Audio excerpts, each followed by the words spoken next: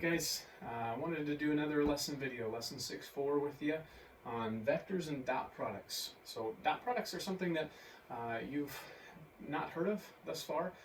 This is really a new operation that we're going to define in this lesson.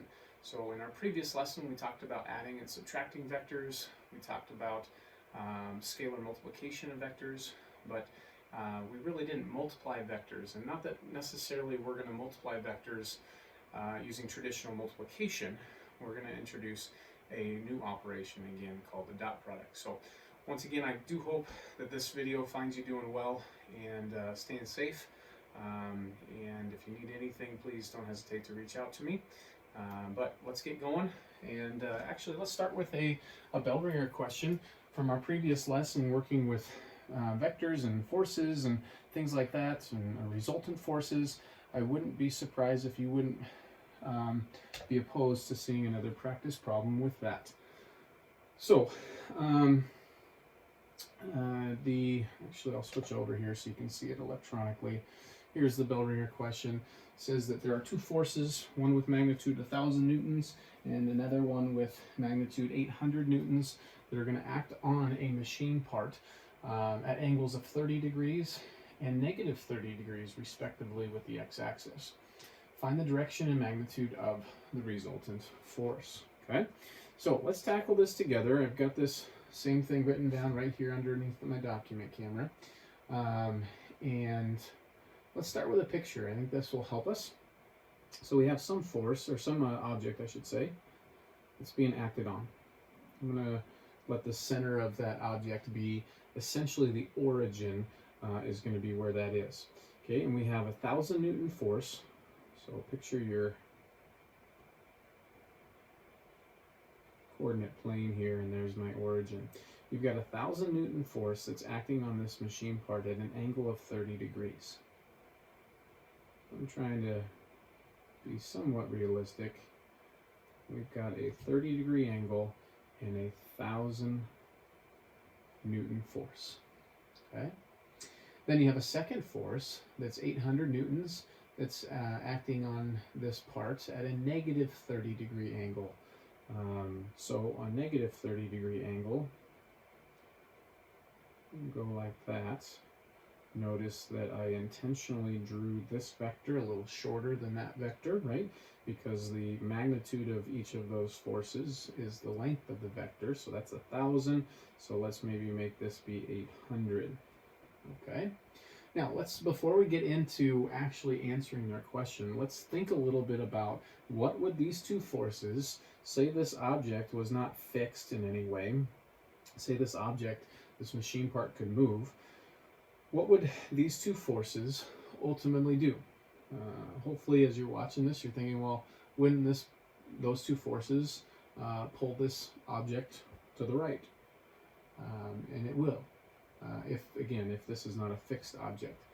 Okay, and then my next question is it going to slightly move up from its position or slightly move down? Again, hopefully you're thinking to yourself and reasoning up.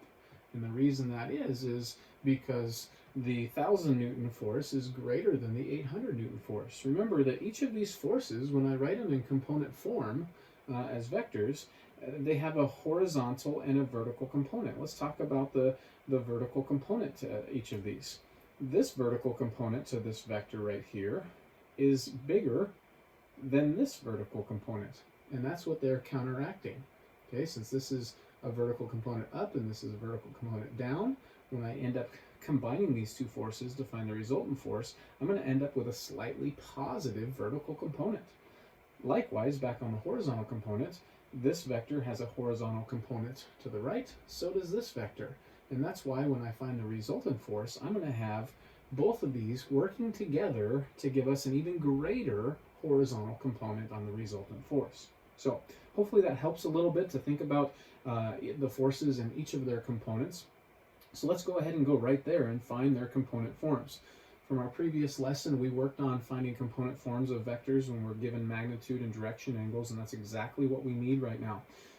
And so the component form of this first 1,000 Newton force, its magnitude is 1,000, so 1,000 times the cosine of the direction angle. Our direction angle is 30. Remember, direction angles by definition were measured off of the positive x-axis counterclockwise. So that's exactly what we see there with that 30-degree angle, comma, 1,000 sine of the direction angle. Okay, now we can simplify each of these really easily. In fact, we can utilize some exact values here because we know a lot about cosine and sine of 30 degrees. 30 degrees is one of our nice pretty angles in our unit circle, and so at 30 degrees the cosine, the x value is root 3 over 2. So if I were to think of this as root 3 over 2 and times that by 1,000, well, 2 goes into 1,500 times, so this would end up being 500 root 3. Likewise, 1,000 sine 30, if I think about what's the value of sine or my y value on my unit circle at 30 degrees, hopefully you're thinking to yourself, that's a half of 1,000 is just 500. So there is the component form of this force, the 1,000 Newton force. Now let's find the component form of the other force, and that would be just the same kind of work. Magnitude 800, cosine of, okay, now let's talk about the direction angle here. I can't, even though in my picture I wrote 30 degrees, I can't use 30 degrees because the direction angle is always thought of as being off of the positive x-axis. If I said 30, it's going to think that I've got an overlapping two forces right here, 1,000 Newton, and right on top of it another 800 Newton. Okay, and that's not the case. This is, I have to either say, if you want to go in the positive, that whole angle, which is 30 degrees from going all the way to 360, so I could use a direction angle of 330, or there's absolutely nothing wrong with just saying negative 30 degrees, comma, 800 sine of negative 30 degrees. Okay, so there's our component form of that second one, but we can again simplify. So at negative 30 degrees, cosine is actually the same as at 30 degrees, so this is another root 3 over 2, and so we get half into, or 2 into 800 is 400, and so that's 400 radical 3, comma, and now sine at this spot is negative a half. Okay, so negative a half times 800 is negative 400. Okay, so again, that is this force's component form. The resultant force. Okay, the resultant force is just, again, adding these two vectors together. Okay, so if I add these, their corresponding components, these are like radical terms. That just makes 900 radical 3, and 500 plus a negative 400 makes 100. And this now is exactly what we were talking about at the very beginning of the problem. Right? Remember we said both of these two forces, if this was an object that wasn't fixed, is going to be even more so pulled to the right than any one of those forces by themselves. We got 900 times root 3. Okay, so that is a very large horizontal component. And then look at my vertical component. We said, yeah, it's going to go slightly up because the 1,000 Newton force has a greater vertical component than the 800 Newton force that's somewhat vertically, at least, counteracting one another. Okay, so great. So that's our resultant force, but that's not what the problem asks. The problem asks find the direction and the magnitude of this resultant force. So let's do the magnitude real quick. That's rather easy here. So magnitude. Remember, the magnitude can be computed when you have component form very nicely by taking the square root of the sum of the squares of each of the components. So this is just going to equal 900 root 3 all squared plus 100 squared. Okay, and I'm just going to go ahead and find a decimal here. I know we could carry this out a little bit with our exact values, but we're going to get to a really, really big number. And I'm going to end up with a decimal in the end that I'm going to be fine with. So 900 root 3 that I need to square plus 100 squared. And then I'm going to square root all of that. Okay, so I get 1,562.05 down to 2 decimal places. And what would be the units of the magnitude? It should be newtons. Okay. And then let's also find the direction angle. Okay, well, before we do that, let's get a visual of this resultant force. Remember in that previous lesson, we worked on how to geometrically add two forces. So, and that's what a resultant force is the sum of the two forces. So if I were to take this and let me move this air out of the way because it's going to be in my way. I take this initial force and now I add tip to tail. I add this next force right down here. These are the same force, right? They have the same direction and the same magnitude to them. And then my resultant force is from the initial point to the second vector's terminal point. So this is the resultant force R in my picture. Again, notice it's longer than any one of those. Yeah, look, 1,562.05 newtons is bigger than the 1,000 and bigger than the 800. Okay, now, and again, doesn't it have a slightly positive angle here? Okay, so that's the little angle that we need to go find. And so we find it by, again, you really think of this as, here's the little right triangle. I know this picture is getting a little clouded here, and I apologize. But that distance is the horizontal component of that, right here. This distance is the vertical component of that, and this is the little angle we want. Well, that would be a tangent ratio that I can set up. Tangent of, we'll call that angle theta, equals the opposite over the adjacent. And to solve for theta, I need to take a tangent inverse. Okay, so this simplifies to just 1 over 9 root 3. And so I'm going to go ahead and say theta equals the tangent inverse of this guy. Okay, and so here we go. 1 divide 9 times the square root of 3. And I'm going to take a tangent inverse of that, and we get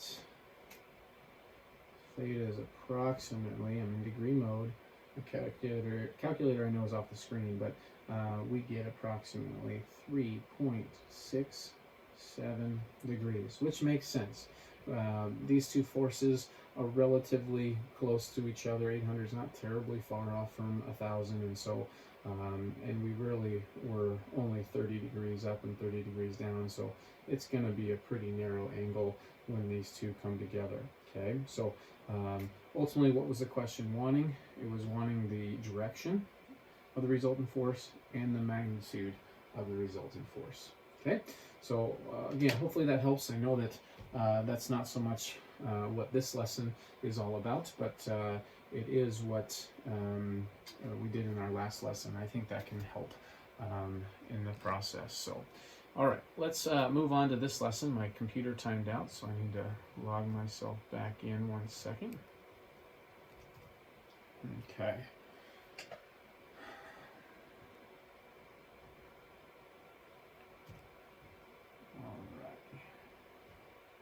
So let's talk about vectors and dot products. Here's our objectives in this lesson: to be able to find the dot product of two vectors and then use the properties of dot products. Okay, so we're going to introduce you to one, what is the definition of a dot product, and then we'll look at some properties. And then ultimately our second one is to be able to find the angle between two vectors and determine whether two vectors are what we call orthogonal. Okay. So this is actually, some of you are going to have the questions as we go through this. So like, well, why? What is this whole dot product for? And it ultimately, really, where we utilize it a lot is down here in that second objective. Is it's a way of finding an angle between two vectors. Okay. Alrighty. So here is the definition of a dot product.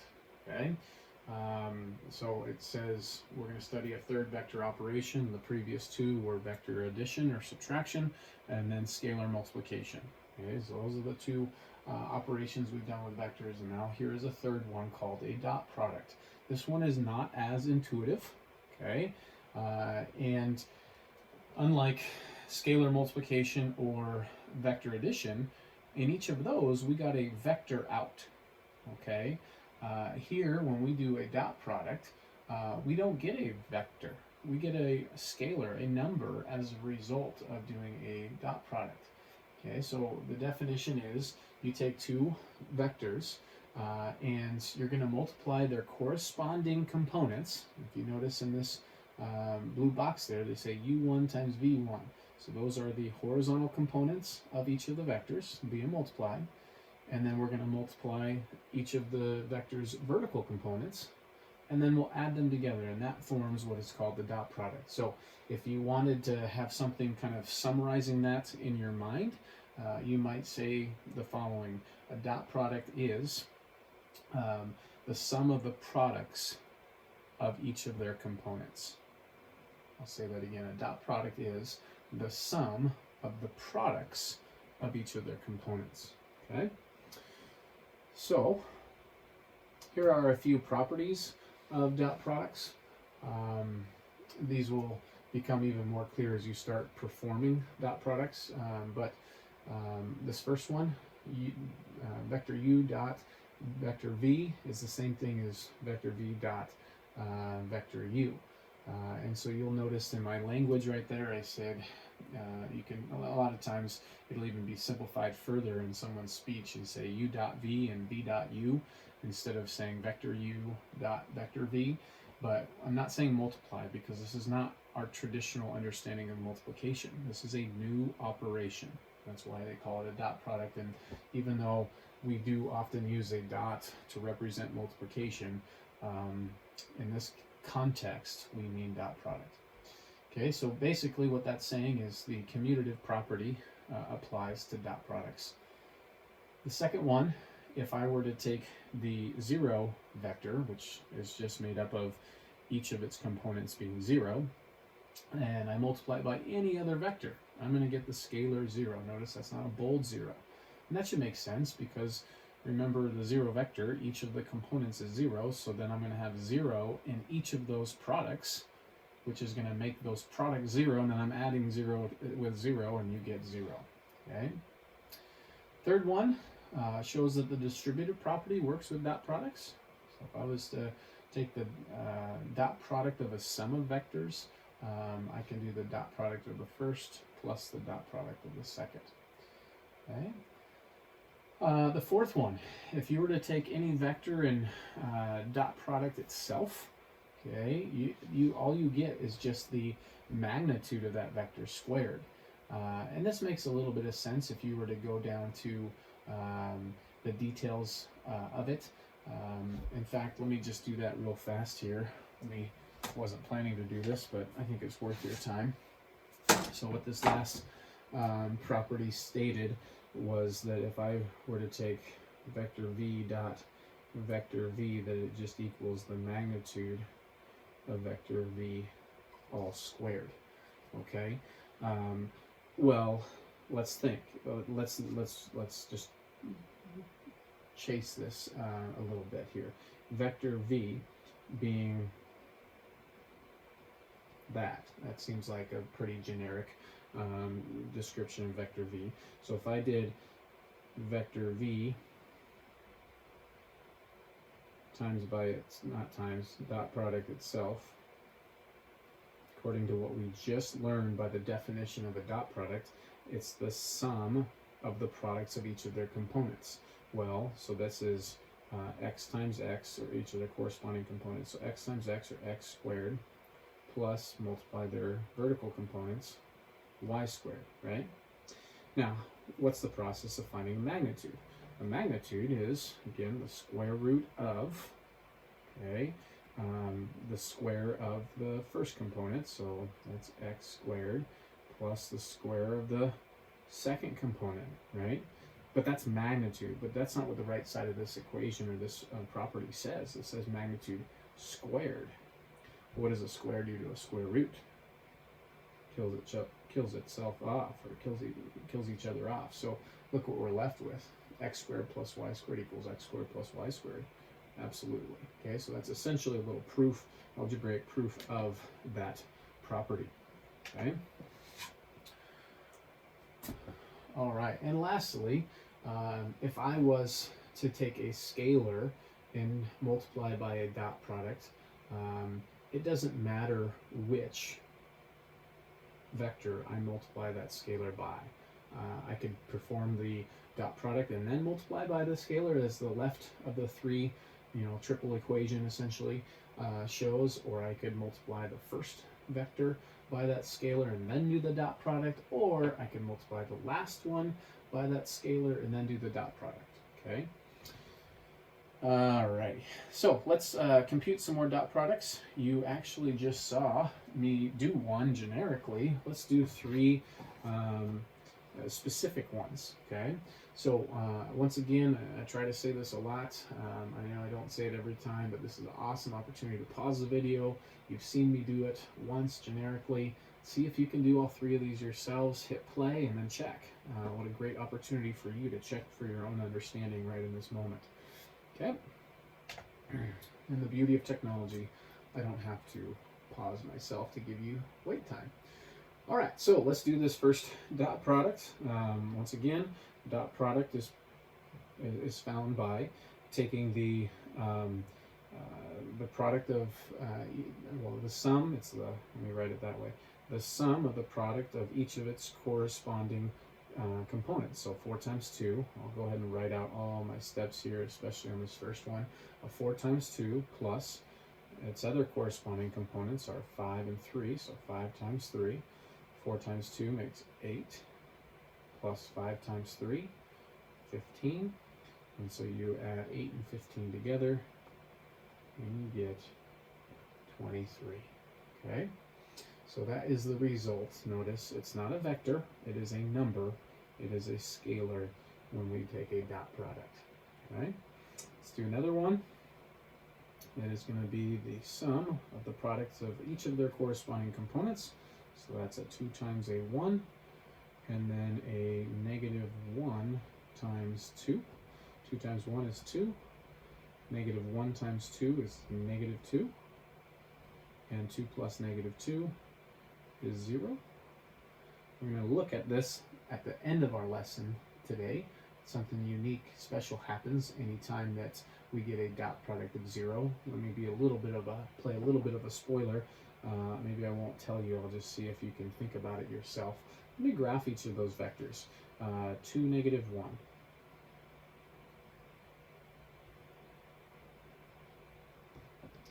1, 2. Now my graph's not perfect, but it should be good enough.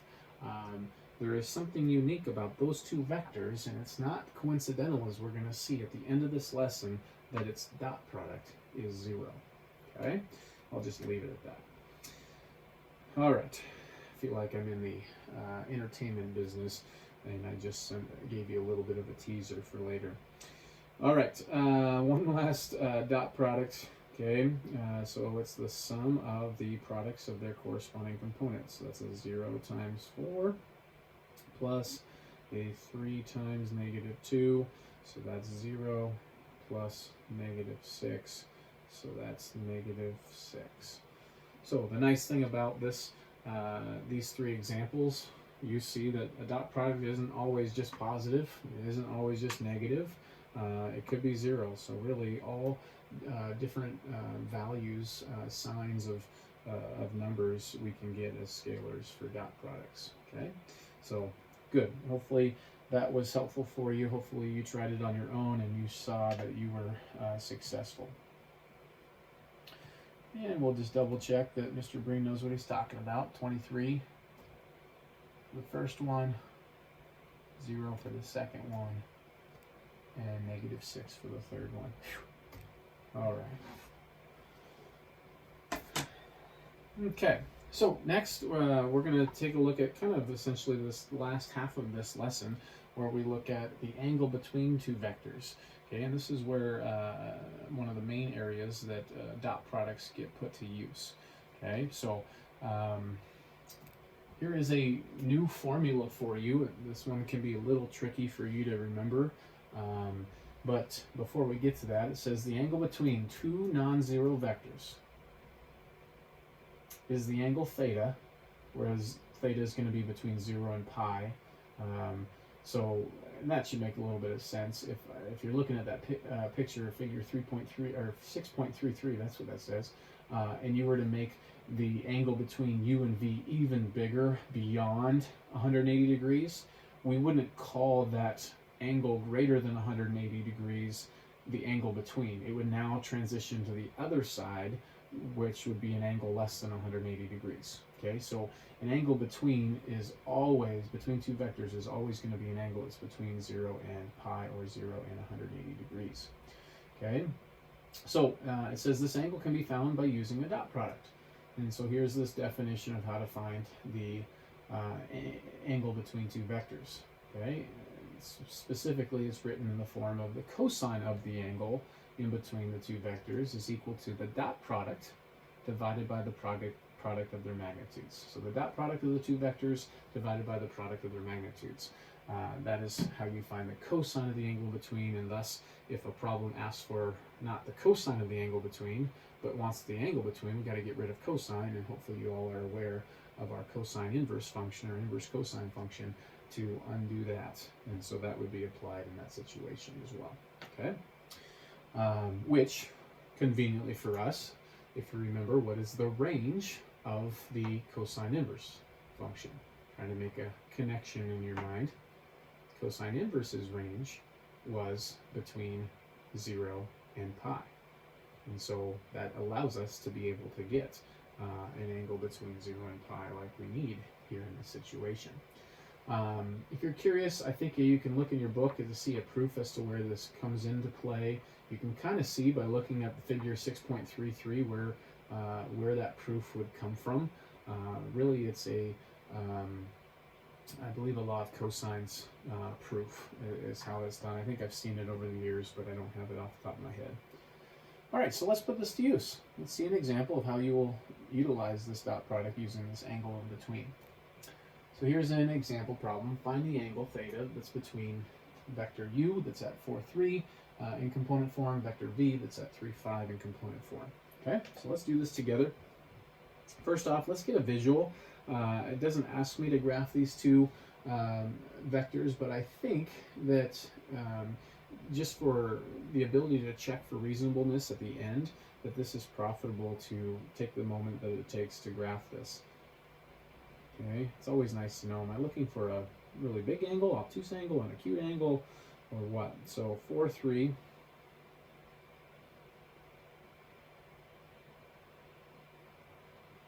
There's vector u. And then we've got vector v, 3, 5.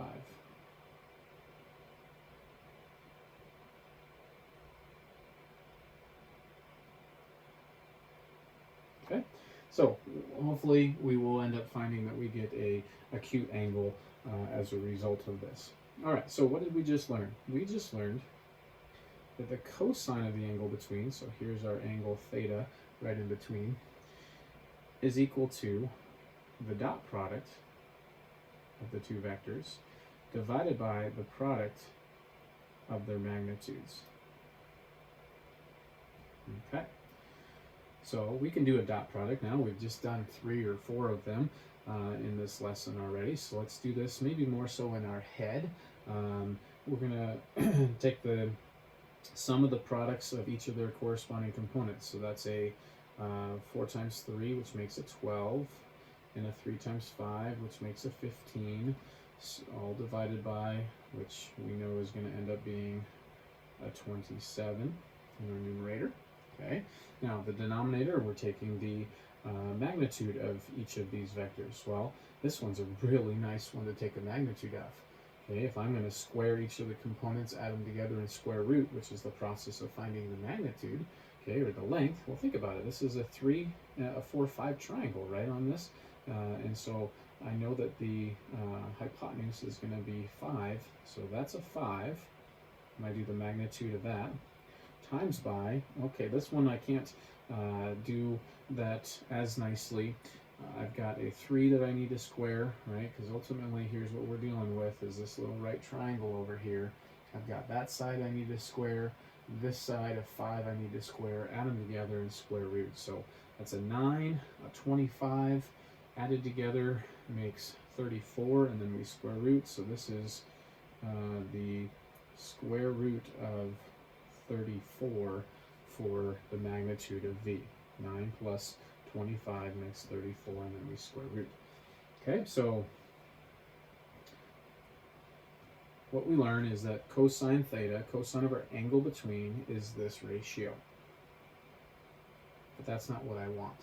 I want what is theta. So in order to get theta, I need to get rid of cosine. What undoes a cosine function is its inverse function. So I'm going to take a cosine inverse of this ratio. Okay, so I'm going to head to my calculator here. And here we go. I got to be real careful with the ratio here when I put it in. So second cosine inverse of, let's go ahead and make it look like a fraction. So that's what, alpha f1, and we're going to have 27 divide 5 square root 34. There I can feel a lot more comfortable that this is exactly what I want to have in my calculator. I'm not going to be wrong by some set of parentheses or anything. Again, a nice feature of these newer calculators that I didn't grow up with. Okay, so there's our answer of 22.17, we'll say, approximately 22.17 degrees. And again, as we talked at the beginning of this problem, that seems reasonable, right? We expect a acute angle like that in between those, right? Alrighty. Back to the lesson. I don't think there's much more for me to cover in this lesson for you. Oh yeah, there is. There's one other thing we need to talk about. So there's that 22.2 degree angle. Okay, so all that they did is they just took that formula we just worked with for finding the angle between, that says it's cosine of the angle between equals the dot product divided by the product of the magnitudes. If they solve that equation for the dot product, you get the product of the magnitudes times the cosine of the angle in between is the same thing as the dot product. So this is an alternative way of finding a dot product. This would be useful if you obviously knew the magnitudes of and the angle in between. So that's another way that you can compute a dot product other than the sum of the squares, the sum of the products of each of their corresponding components. All right, so depending on what information you have, you would go to either one of those. But that's not why they necessarily share this here. What they want you to see from this, this form of the dot product is that, keep in mind, and this is said there I think on the bottom of this slide, that the magnitude of u and the magnitude of v have to be positive for multiple reasons. One, computationally, remember how they're computed. It's the sum of the squares of each of their components square rooted. Well, when I square something, I get a positive. I add another positive, I square root, I get a positive. But also just big picture. Remember, a magnitude is a length. The length of a vector, lengths are always positive. So the only thing that's going to determine the sign, S-I-G-N, on the dot product is cosine. The sign on the cosine of the angle. Okay, so let's think about what kind of angles give me a cosine value that is positive. Hopefully you're thinking, well, cosine is positive on acute angles versus obtuse angles. Cosine is now negative, right? In quadrant 1, cosine is positive. Cosine changes to negative over in quad 2. And then right smack dab in the middle of quad 1 and quad 2 is a quadrantal angle of 90 degrees, or pi over 2, where cosine is what? 0. So that teaser that I shared with you earlier on about how we saw in that second example of doing a dot product and how the dot product was 0, and I graphed those two vectors for you, hopefully you saw that those two vectors were perpendicular to one another. Okay? And that's because their angle in between is 90 degrees, and cosine of 90 is 0, and that's why that will always happen. Okay, so that's part of where we're going in this. Well, actually, that's exactly where we're going in this end of this lesson. Okay, so here they take a little bit of time to remind you. Okay, so if the angle in between our two vectors is pi, the cosine of that angle is -1. All right, and so that would be a situation where the dot product is just equal to the opposite of the product of their magnitudes. When we have an obtuse angle, okay, again, when we have an obtuse angle in between our two vectors, okay, that means the angles between pi over 2 and then pi, cosine is between 0 and -1. Again, when our angle between is pi over 2, we know the cosine of that is 0. And that's why our dot product would end up being 0. And then when the angle is acute, as we saw in this last example, okay, we get a cosine value that's between 0 and 1. And lastly, in a situation where you have two vectors that essentially overlap each other, where the angle between is 0, okay, the cosine at 0 is 1. Okay, so in that situation, if you were to go back to this previous slide, in that situation where cosine's 1, okay, notice what we learned about the dot product. When the two vectors are overlapping each other, in other words, their angle between them is 0, and the cosine of 0 is 1, we learned that the dot product is just equal to the product of the magnitudes. Okay? Versus, remember, when they were going in opposite directions, cosine of that 180 or pi was -1, and that's where I said the dot product is the opposite of the product of the magnitudes. Okay? So we're going to define something. I don't know how much this is in your vocabulary, but the term orthogonal is pretty much the same thing as the term perpendicular. In fact, I don't even myself know, without doing a little research, what the difference is. But the term orthogonal and perpendicular means essentially the same thing, meeting at right angles. Okay, so once again, note that the 0 vector is orthogonal to every other vector. That would make sense. Remember that property, we saw earlier, that the 0 vector dot any other vector is just the scalar 0. So that's the explanation as to why the 0 vector is orthogonal to every vector. Okay, so big idea to close out this lesson is that two vectors are orthogonal or perpendicular if their dot product is 0. All right, so you're going to have some homework problems. I don't know that I have an example here with me today, but ask you to determine whether two vectors are orthogonal. So you take their dot product and you see, do you get 0 or not? Okay. All right, let's close things out with a exit ticket. Okay, so just another opportunity to practice one more time before we close this lesson. All right, so the first question says find the dot product of these two vectors and then find the angle between the same two vectors. Okay, so let's take a look at this together.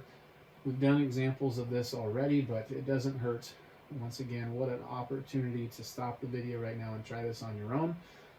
But we're going to find the dot product between those two vectors first. So the dot product, I'll write that out, u dot v is equal to, remember, the sum of the products of their corresponding components. So this is -4 times 2, or -8, plus the product of the vertical components, which is -3, and so we end up with -11 as our dot product. Sorry. Okay. Now we're going to find the angle between. Well, look at this. Let's see if we can reason something about, before even graphing this, because my dot product is negative. Okay, remember, it's the cosine that determines the sign of the dot product on that alternative form of the dot product. So what kind of angles give us a negative value from cosine? It's those angles over in quad 2, It's those obtuse angles. So I know, without even having graphed these, because I've done the dot product, that there is an obtuse angle between these. Let's check. Let's take the time to do a quick little graph of these. -4, 1, and 2, -3.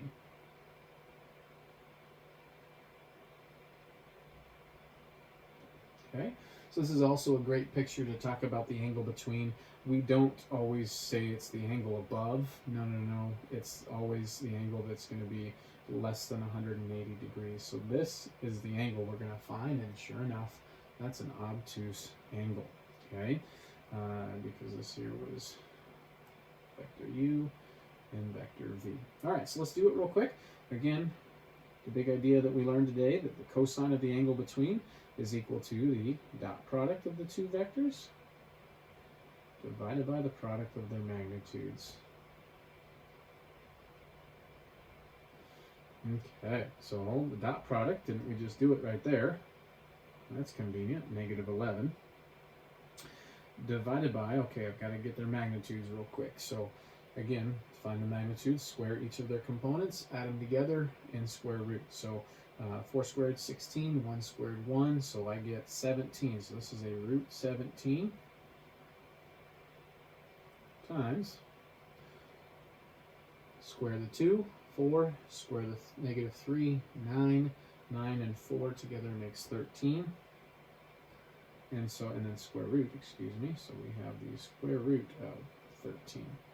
Okay. Once again, this is the cosine of the angle between equals that, so I need to do a cosine inverse of that stuff in order to find the angle between. Okay, so let's go to my calculator. I certainly could rewrite that using the property of radicals to make that one single radical, but 13 times 17, I will just, no sense in doing it, because watch how easy this is. So because I just did one of these calculations, I'm just going to go ahead and do second enter on my calculator, which calls up entry, so it'll cycle through the previous entries if I do a few of those. And I'm just going to change what I've got in here. I need a -11 up there, and I need down here, I'm going to insert, so that's second delete. I'm going to insert a square root of 17 times by the square root of 13. Excuse me. Taking the cosine inverse of that, and we get, voila, you see it there,